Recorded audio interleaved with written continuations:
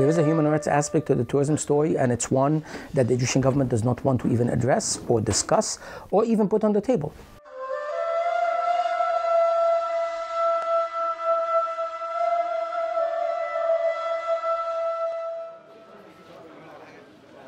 Tourism in Egypt has always been historically, and particularly in the 20th century, an extremely important component of Egypt's economy.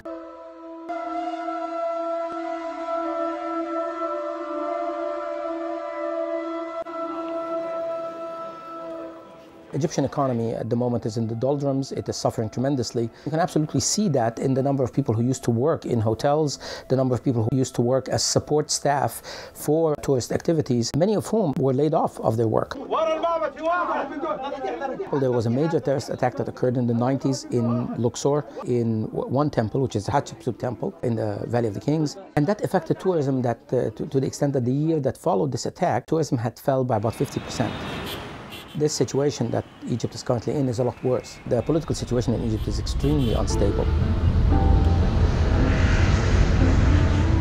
Unfortunately, American tourists in general sort of lump Egypt with the entire Islamic world, which sometimes is legitimate. Lump Egypt with activities that occur that have to do with terrorism of suspects who happen to be Muslim. And Americans are sort of the most cautious.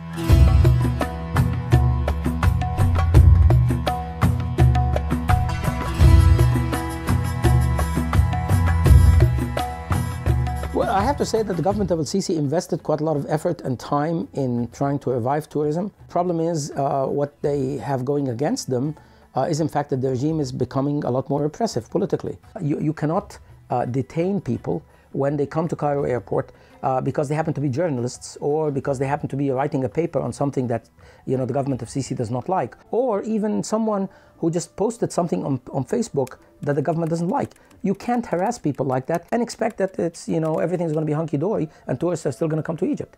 They won't.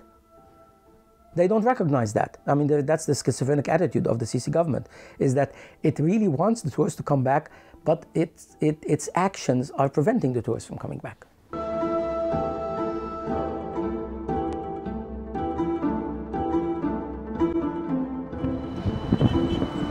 There is no doubt in my mind that it will recover. Now, how it will recover and when it will recover, that is something I would absolutely not speculate on. It very much depends on what happens to the Sisi regime and whether he's going to be able to survive this particular situation or not. Clearly, he is spending a tremendous amount of money in projects that may not necessarily benefit the Egyptian economy. He should have spent more effort and money on trying to revive tourism. He hasn't done so. He hasn't done so at all. What they have done is they keep assuring tourists that everything is safe in Egypt. At the same time, the government keeps acting in ways which absolutely send the opposite message to the rest of the world.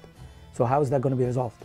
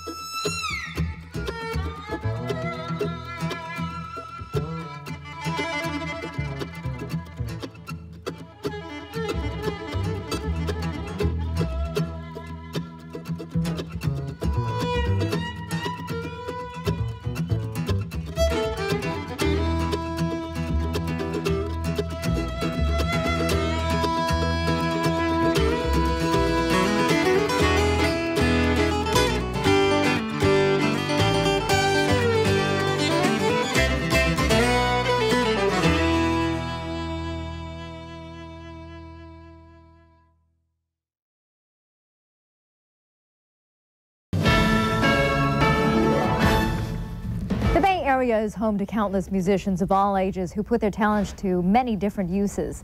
Photojournalist Barton Bishoff introduces us to one of them whose performances have two very different audiences. Here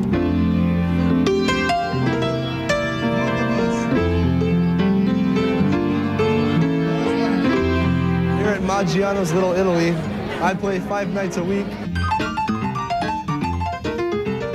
Here it's just a nice relaxing atmosphere where everybody comes just to eat dinner. It's not like at the hockey rink. Here are your San Jose Sharks!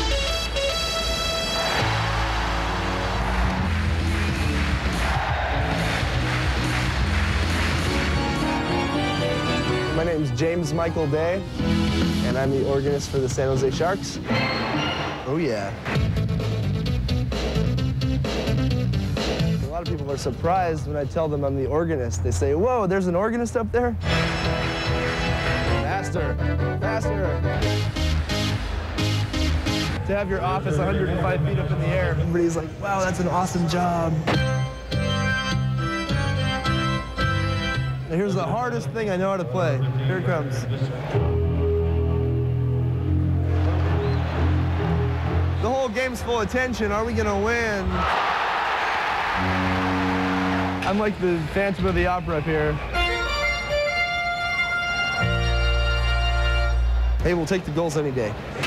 If the players are really hitting each other and they're going at it, you don't want to play a total like slow ballady song. You want to hit them with something hard.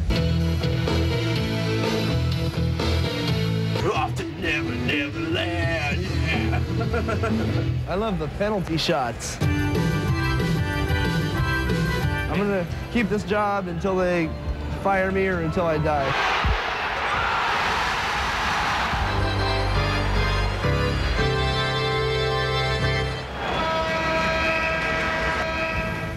Wow, that guy can play. Yeah, we need to get him to come in and do some NBC 11 tunes for us. I know, that is a hard act to follow. You know, my goodness. and I have to admit that I thought a lot of times they had that stuff on tape or a CD Kinda and they canned, cue it up. sure, you know, yeah. Canned stuff. They got a guy live up there. It's cool. I like it. it. It's really good.